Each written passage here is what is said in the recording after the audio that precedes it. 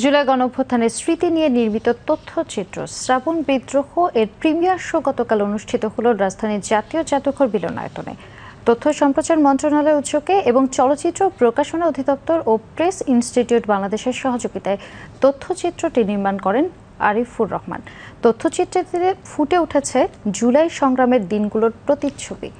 এ উপলক্ষে আয়োজিত অনুষ্ঠানে তথ্য সম্প্রচার মন্ত্রণালয় উপদেষ্টা মাহফুজ আলম বলেন, জুলাই শহীদদের প্রেরণা অনুসরণ করা গেলে গণতান্ত্রিক রাষ্ট্র বিনির্মাণ সম্ভব। রিপোর্ট শফিউল্লাহ সুমনের।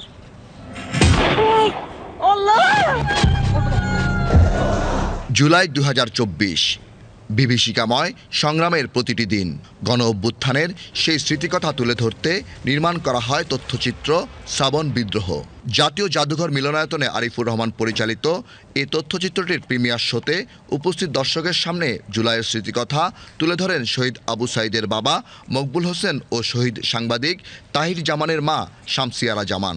২১ জুলাই আমার ছেলেকে মাটি দেওয়ার পর রাত ৩টার সময় আমার বাসায় ৫০০ পুলিশ র্যাব আমার বাসা ঘেরাও করে। আমার বাসার দরজা ভেঙে তারা ঢুকে।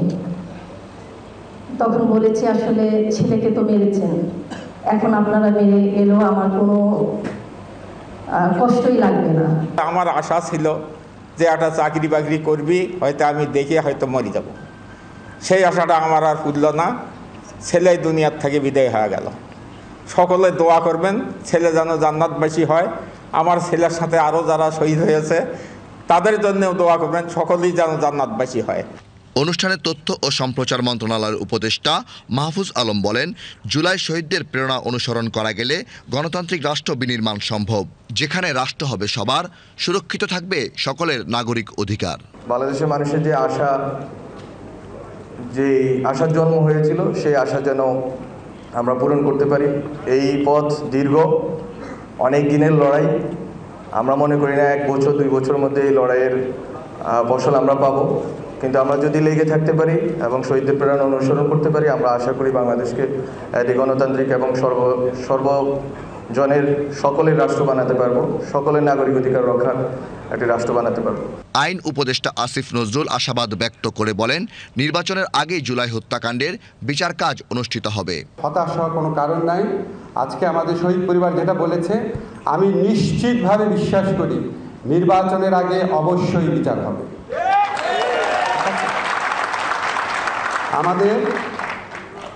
আমাদের যে সংস্কারের কথা আছে, দেখবেন আমরা নিজেরা হতাশা ব্যক্ত করি, কিন্তু আপনারা নিজেরা চিন্তা করে দেখেন তো, এখন পর্যন্ত যে ব্যাপারগুলোতে ঐক্যমত প্রতিষ্ঠিত হয়েছে, সেটা হচ্ছে সংসদীয় কমিটির নেতা থাকবেন বিরোধী দল থেকে,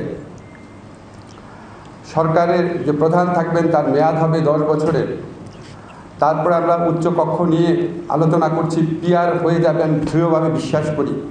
পিআইবির মহাপরিচালক ফারুক ওয়াসিফের সঞ্চালনায় প্রিমিয়ার শোতে শুভেচ্ছা বক্তব্য রাখেন গৃহায়ণ ও গণপূর্ত উপদেষ্টা আদিলুর রহমান খান ও সংস্কৃতি উপদেষ্টা Mostofa Sarwar Farooki. Political stakeholders যারা আছেন, তারা যদি নেক্সট 10 ইয়ার্স বাংলাদেশের একটা ঐক্য ধরে রাখতে পারেন কয়েকটা প্রশ্নে, স্বাধীনতা সার্বভৌমত্বের প্রশ্নে এবং আওয়ামী লীগের অত্যাচারের প্রশ্নে, তাহলে আমি মনে করি যে ফ্যাসিবাদ ফিরে আসার কোনো আশঙ্কা নেই।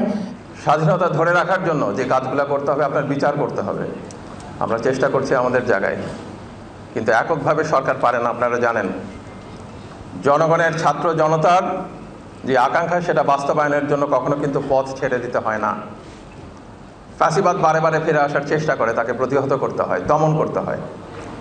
আমাদের যেন সেই চেষ্টাটা বহাল থাকে। অনুষ্ঠানে তথ্যচিত্রটি নির্মাণের নানা দিক তুলে ধরেন তথ্য ও সম্প্রচার মন্ত্রণালয়ের সচিব মাহবুবা ফারজানা। জুলাই আন্দোলন নিয়ে নির্মিত তথ্যচিত্র শ্রাবণ বিদ্রোহের ব্যাপ্তিকাল 30 মিনিট।